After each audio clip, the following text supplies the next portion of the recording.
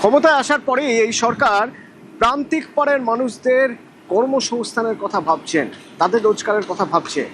আর সেই জন্য 4 বছর পর আবার শুরু হলো বাংলায় 100 দিনের কাজ।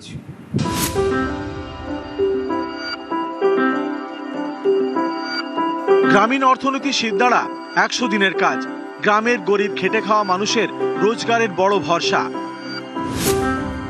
পালা বদলের পর জুন মাস থেকে ফের বাংলায় চালু হচ্ছে 100 দিনের কাজ। নির্দেশ দিলেন মুখ্যমন্ত্রী শুভেন্দু অধিকারী। দীর্ঘ 4 বছর পর কাজ পেতে চলেছেন রাজ্যের জব কার্ড হোল্ডাররা। রাজ্যে পালা বদলের পর জেলায় জেলায় ফিরছে কাজ, খুশি সবাই। বিশেষ করে পুরুলিয়া জেলা, যেখানে কর্মসংস্থানের ব্যবস্থাই নেই, সেই জেলায় 100 দিনের কাজ শুরু হলে উপকৃত হবে জেলার মানুষ, আর যেতে হবে না ভিন রাজ্যে। তাই খুশি পুরুলিয়ার মানুষ। আমাদের গ্রামের মানুষ খুবই লাভবান হবে, বাইরে কাজ করতে যেতে হবে না, গ্রামের মধ্যেই কাজ পাবে। 100 দিনের কাজ শুরু হলে খুব ভালো হয়। আমাদের মুখ্যমন্ত্রীকে অশেষ ধন্যবাদ জানাবো। ছেলে মেয়ের পাশে সামনে কাজ করবো, ছেলে মেয়ের থাকবো সঙ্গে সাথে, বাইরে যেতে হবে না, এইটাই সবাই খুশি। দীর্ঘদিন ধরে গ্রামে কাজ ছিল না। 100 দিনের প্রকল্প বন্ধ থাকায় একদিকে বন্ধ হয়েছিল রুজি রোজগার, একদিকে সমস্যা হয়েছিল গ্রামীণ উন্নয়নের। এবার নতুন সরকারের মুখ্যমন্ত্রী আগামী মাসের 1 তারিখ থেকে 100 দিনের কাজের শুরুর ঘোষণা করায় খুশির হাওয়া মালদহের গ্রামে। আমাদের মালদাবাসী অনেক বাইরে কাজ করতে যায়, পরিযায়ী শ্রমিক। তারা যদি গ্রামে কাজ পায়, এনআরজিএসের কাজটা হয় 100 দিনের কাজটা, তাহলে তারা গ্রামে কাজ করবে।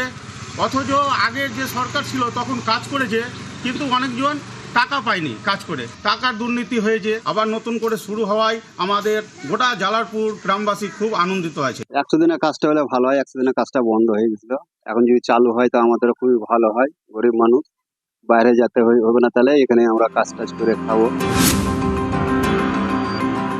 আমরা তো ঢালাই কাজে যাই, পরিশ্রম হয় পুরা, ওটার জন্য মানে কাজটা হলে মানে খুব ভালো হবে আমাদের। তাহলে ওদিকে আমরা যাইতে হবে না, 100 দিনের কাজটা করলে আমার ভালো হবে। 100 দিনের কাজ শুনে আমার তো খুশি লাগলো, কেন গত 4 বছর ধরে যেহেতু যাবতীয় বন্ধ ছিল, হ্যাঁ, কতগুলা লোক কাজ করে টাকা পায়নি। এই যে 100 দিনের কাজের শুরুয়াত শুনেই আমাকে এত আনন্দ লাগলো। গ্রাম বাংলায় 100 দিনের কাজ শুধুমাত্র একটি সরকারি প্রকল্প নয়, গ্রামীণ অর্থনীতির প্রধান চালিকা শক্তি, কোটি কোটি প্রান্তিক মানুষের বেঁচে থাকার অন্যতম অবলম্বন। তৃণমূল আমলে এই প্রকল্পেই পাহাড় প্রমাণ দুর্নীতির অভিযোগ ওঠে, যার জেরে এই প্রকল্পে টাকা বন্ধ করে দেয় কেন্দ্রীয় সরকার। জব কার্ড নিয়ে চলে গিয়েছিল, জব কার্ডটা রিটার্ন দেয়নি। 100 দিনের কাজ করেছি, সেই টাকাও পর্যন্ত পাইনি। দুর্নীতি হয়েছে বলেই তো আমরা কাজ পাচ্ছি না, কাজ আটকে গেছে। আমি তো 4 দিন কাজ করেছিলাম, তারপর বলে তুই আর কাজ করতে পারবি না, আমার কাজ করায়নি, তো জব কার্ডটা নিয়ে নিয়েছে, অথচ আমার কোথায় কী করেছে আমি জানি না, টাকাও দেয়নি না। 100 দিনের কাজে দুর্নীতির অভিযোগ ছিল ভুরি ভুরি। লক্ষ লক্ষ ভুয়ো জব কার্ড তৈরি করে টাকা হাতানোর অভিযোগ, মৃত শ্রমিকের নামে টাকা তোলার অভিযোগ, 50 দিনের কাজ দেখিয়ে 100 দিনের টাকা তোলার অভিযোগ, কাজ না করিয়েই টাকা হাতানোর অভিযোগ। কাজ করছেন গরিব প্রান্তিক মানুষরা, টাকা ঢুকছে তৃণমূল নেতাদের পকেটে।